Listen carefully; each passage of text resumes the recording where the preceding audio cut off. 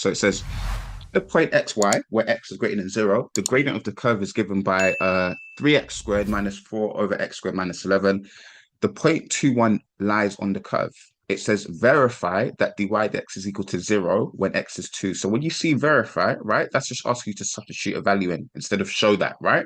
And it's only a mark. Verify that dy dx is equal to 0 when x is 2. So all you're going to do is just plug in 2 into your dy dx, and then you should hope to get 0 out. So this is going to be 3 lots of 2 squared minus 4 lots of 2 squared minus 11.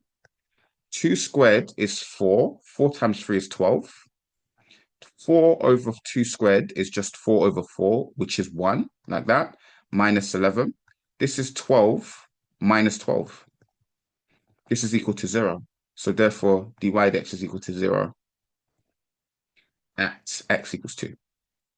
And that's all you would need to do for that one. So that's part A.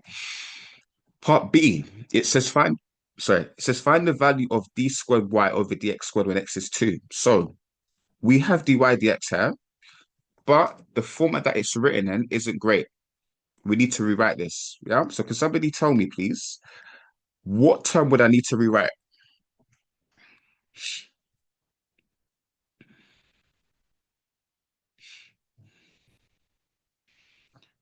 to start differentiating? Exactly. We need to rewrite 4 over x squared. Thank you very much, Noah. Can somebody tell me what that's equal to then? What is 4 over x squared equal to?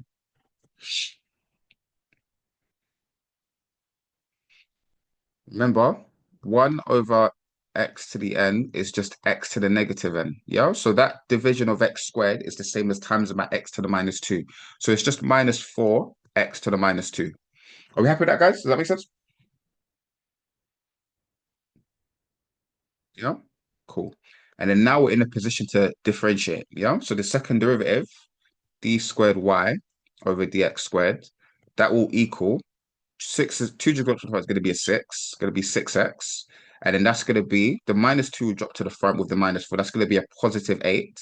And then it's going to be x to the negative 3. And then can somebody tell me what happens to this minus 11, please? Exactly. It just goes to 0. Thank you very much, guys. Brilliant. So this is our second derivative. It says find the value of it when it's x is 2. So you're just going to plug in 2 into that. So it's going to be 6 lots of 2 plus 8 lots of 2 to the minus 3. 6 times 2 is 12. 8 times 2 to the minus 3, that's 1 over 8. This is 8 over 8, which is 1. So surely the answer is just 13. No? Is that correct? Yeah, I'm sure that is. Let me know if you guys put this in your calculator as well. I should really use my calculator because it is a calculator question, but just check to see. Yes, 13. Brilliant. Okay, brilliant. So we've done that. All right, so that's done. Double line. It says, hence state whether P is a maximum or minimum point. Give a reason for your answer. Well, remember, you're dealing with a stationary point here, right? Or it hasn't said it explicitly, but because dy dx is 0 at x equals 2, this is a stationary point, yeah? Stationary point at x equals 2. Now, when you're dealing with stationary points, you don't know when you differentiate and find that it is a stationary point, what type of stationary point is it? Is it a maximum? Is it a minimum? Or is it a point of inflection? Right? This is where the second derivative comes in. Right? It's you could think of it as a verifier for what type of stationary point you have. Yeah. So what you need to remember is if you plug in your value of x for your stationary point into a second derivative, if your second derivative, right, is greater than 0, then that means you've got a minimum point. If it's greater than 0, so if it's less than 0, that then you've got a max. Yeah. So what happened here? We plugged in x equals 2. We plugged in our stationary point into our second derivative, right? And we got 13. Yeah. So what you're going to say is that 13, I'll do it here. 13 is greater than 0. Yeah. So therefore, P is a minimum point. That's all you're going to do here. Does that make sense, guys? Our second derivative, when we plugged it in, was 13. That is a value more than 0. So our second derivative means, sorry, so our point that we have at P, where x is 2, is a minimum point. Yeah? Happy with that, guys? All good? Yeah. Brilliant stuff. Okay, good. And then now, this one here, it says find the equation of the curve for 4 marks. So what are we thinking about this one, guys? How do we do that? We've done all of this here. Question says find the equation of the curve. Let me actually get what they gave us. They gave us this here. This was the question. This was the question. This is the information that we were given. We were given a derivative. Yeah. It's asked us to find the equation of the curve for 4 marks.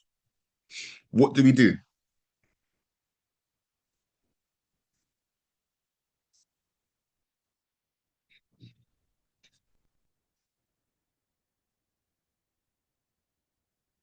Anyone have any ideas?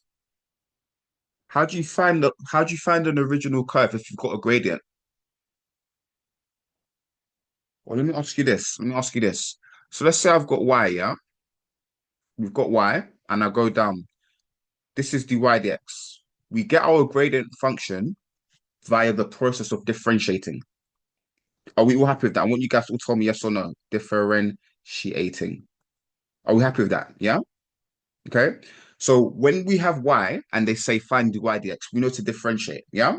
In this case, it was the other way around. They gave us dy dx first, and they're asking us to find the equation of the curve, which implies that we're looking for y. Yeah. So we're going up. How do we reverse it? What is the reverse process of differentiation? It's integration. Exactly, Noah. Yeah. So when they say find the equation of the curve and you've given a gradient function, they're just telling you to integrate. Are we all happy with that, guys? Just before I continue, we need to integrate. Yeah.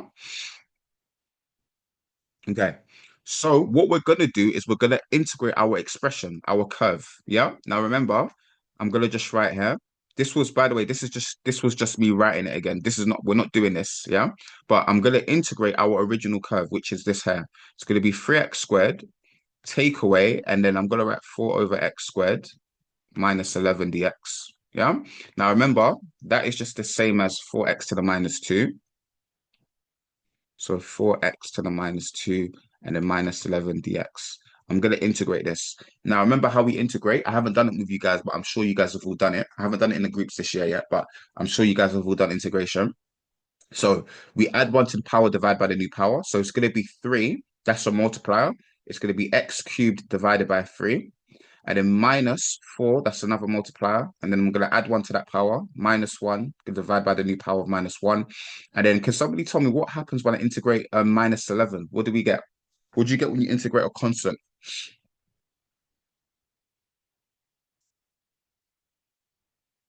Exactly. You just get the variable times the constant. So it's going to be minus 11x. Does that make sense, guys? You happy with that? Yeah. Now, is this the answer, guys? When I integrate, I've integrated correctly, but is this it? Is there anything I'm missing?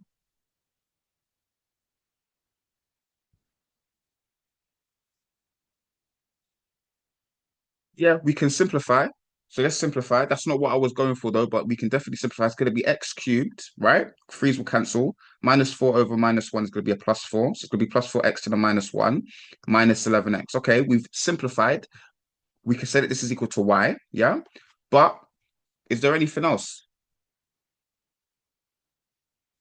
No, no. There's something we're missing here. There's something you should always put at the end of an integral, an indefinite integral. Plus what? No. Remember, guys, whenever you're integrating, you have to plus your constant of integration. Super important. This is how you actually do the question that we're doing in the first place. Yeah. So let me just delete this. They ask us to find the equation of a curve. Yeah. Remember, when you integrate, you have to put a plus C because when you differentiate something, you get a gradient, right? The constant always disappears. So there's an infinite amount of equations, right? That would differentiate to give you this dy dx here. What was dy dx? Yeah. This dy dx here. There is an infinite amount of equations that when you differentiate, you will get this. Yeah. That plus c is the reason why. You need to add that constant of integration. Yeah. So we've done that. Now, what we need to do, let me just put this down a bit. Okay. So we're nearly done anyway. Let me bring this up here. Okay. So we got that, and then let me just rub these out over there. Yeah.